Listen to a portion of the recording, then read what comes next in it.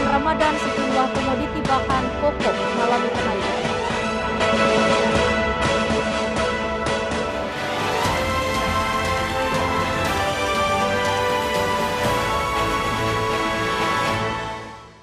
Assalamualaikum, salam jumpa pemirsa. iNews NTB kembali menjumpai Anda hari ini. Beragam informasi yang terjadi di Nusa Tenggara Barat akan kami hadirkan untuk Anda. Bersama saya, Rida Patiro, inilah iNews NTB selengkap.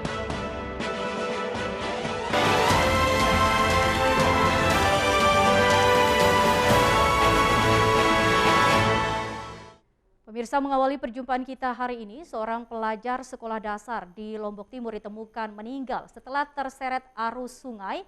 Setelah 2 hari pencarian, korban ditemukan tersangkut di bantaran sungai sekitar 8 km dari lokasi kejadian. Jasad korban Delanotia Sundari berusia 10 tahun, pelajar sekolah dasar asal Desa Kalijaga, Lombok Timur, ditemukan di bantaran sungai Korleko, Kecamatan Labuhan Haji, Rabu pagi. Korban ditemukan setelah terseret arus sungai sepanjang 8 km dari lokasi kejadian di wilayah Desa Kalijaga. Kejadiannya berawal saat Delano mencari bambu untuk kebutuhan kegiatan sekolah di sekitar sungai Selasa siang. Tiba-tiba, debit air meningkat mengakibatkan korban terseret arus sungai. Proses pencarian korban sempat tertunda akibat kondisi cuaca dan hujan lebat Selasa sore hingga korban berhasil ditemukan dalam keadaan meninggal dunia Rabu pagi. Kita langsung terjun melakukan pencarian sampai sekitar jam 6 lebih. Terus kita koordinasi sama keluarga korban bahwa pencarian akan dilakukan besok pagi karena tidak maksimal kalau dilakukan malam hari dan kondisi cuaca pada saat kemarin sore hujan lagi, takutnya ada banjir susulan. Akhirnya kita lakukan pencarian, tadi pagi jam 6 kita sudah persiapan dan langsung melakukan pencarian sampai akhirnya tadi sekitar jam 11 lebih 30 lah korban ditemukan dalam keadaan meninggal dunia. Setelah berhasil dievakuasi, jasad korban langsung dibawa ke rumah duka di wilayah Desa Kalijaga. Dari Lombok Timur, Ramli Nurawang, iNews melaporkan. Kita beralih ke informasi lain. Jelang bulan Ramadan 1443 Hijriah, sejumlah komoditi bahan pokok mengalami kenaikan di pasar tradisional seperti daging dan bumbu dapur. Jelang bulan Ramadan 1443 Hijriah tahun ini, sejumlah komoditi bahan pokok mengalami kenaikan yang cukup signifikan yang mempengaruhi daya beli masyarakat. Beberapa komoditi yang mengalami kenaikan seperti bawang putih dari harga semula Rp25.000 per kilogram menjadi Rp28.000 per kilo. Bawang merah naik dari Rp30.000 menjadi Rp35.000. Cabai merah dari Rp40.000 per kilo menjadi Rp60.000. Daging sapi yang semula seharga Rp130.000 kini naik menjadi Rp140.000 per kilogram. Sejumlah pedagang mengeluhkan kenaikan harga bahan pokok ini karena omset mereka turun drastis akibat sepinya pembeli. Kemarin 130, sekarang 135.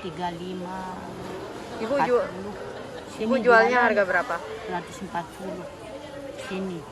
Kalau peminatnya seperti apa masyarakat? Apakah ramai pembeli atau Pembeli. Kadang-kadang kalau mungkin bulan ini enggak tahu kan, bulan puasa mungkin ramai atau sepinya. Benar, kemarin sepi. Para pembeli pun tidak dapat berbuat banyak dengan kenaikan harga bahan pokok. Bahkan pembeli yang berbelanja untuk usaha pun terpaksa menaikkan harga jualannya. Saya enggak komen mana aja udah ikuti pedagang mahal. Semua orang juga mahal kan. Kecuali saya aja yang mahal, baru saya protes. Tapi ini berpengaruh tidak untuk usaha Bapak? Ya pengaruh kita. Enggak kita naikkan, kita enggak dapat untung. Berarti Bapak Ya, dengan terpaksa buntung harus kita menaikkan harga makanan yang Bapak jual? Naik sedikit. Menanggapi kenaikan sejumlah komoditi bahan pokok di pasar jelang bulan Ramadan, Dinas Perdagangan akan melakukan sejumlah terobosan untuk menekan harga bahan pokok yang diprediksi mengalami kenaikan yang signifikan ke depannya.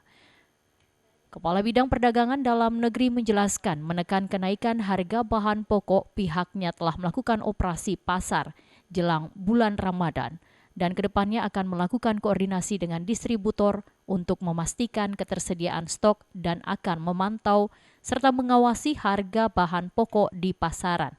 Sing Kabid PDN Endang. Harga komoditi bahan pokok diprediksi akan mengalami peningkatan jelang bulan Ramadan sesuai dengan tinggi rendahnya permintaan di pasaran. Dari Mataram, Vinka Andini iNews melaporkan. Pemirsa, pertemuan pertama digital ekonomi dunia G20 mulai digelar di Lombok secara hybrid. Dalam pertemuan tersebut, Kementerian Kominfo memetakan potensi digital, kebangkitan ekonomi global, dan penanganan pasca pandemi. Digital Economy Working Group G20 mulai menggelar pertemuan di Lombok. Garis besar dalam pertemuan itu untuk melanjutkan diskusi secara intensif terkait isu prioritas penanganan COVID-19 dan isu ekonomi digital dan e-commerce. Sebagai presidensi G20 tahun 2022, Indonesia dapat mengoptimalisasikan potensi landscape ekonomi digital. Untuk masalah negara sedang berkembang ya tersedianya skills atau digital talent. Ya, sedangkan untuk ekonomi global adalah masalah post-COVID recovery ya dan masalah cross-border data flow. Nah, ini dua bagian isu besar yang kita angkat, yang juga menjadi agenda negara-negara G20 lainnya. Untuk dapat mengangkat potensi digital, pemerintah Indonesia melalui Kominfo mengangkat 3 isu prioritas, yakni connectivity and post-COVID-19 recovery, digital skills and digital literacy, dan cross-border data flow and data free flow with trust. Dari Lombok Barat, Muzakir iNews memberitakan. Pemirsa, usai jeda pariwara berikut kami akan kembali hadir dengan beragam informasi lain. Tetap bergabung bersama kami.